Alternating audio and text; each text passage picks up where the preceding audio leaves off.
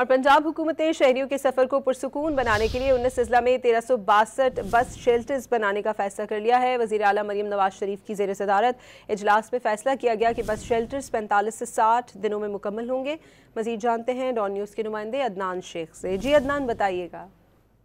आज बिल्कुल पंजाब के 19 अजला में 1362 जदीद पायदार और खूबसूरत बस शेल्टर्स बनाए जाएंगे और वज़ीर पंजाब मरियम नवाज शरीफ की ज़ेर सदारत एक इजलास में जो मुख्तलिफ अजला है उसमें बस शेल्टर्स के क़याम की डेड लाइन तय कर दी गई है और शेल्टर्स का डिज़ाइन भी मुंतखब कर दिया गया है।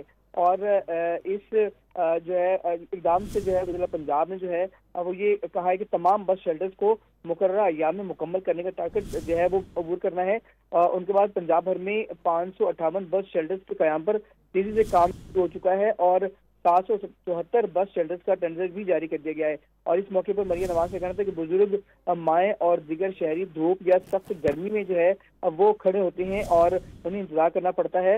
लिहाजा पहली बार पंजाब के जिला में पब्लिक ट्रांसपोर्ट के इनकलाबी फेज में है और खूबसूरत और जदीद बस शेल्टर्स सहूलत के साथ शहरियों के हुस्न में भी इजाफा करेंगे। जी अदनान शेख, बहुत शुक्रिया आपका।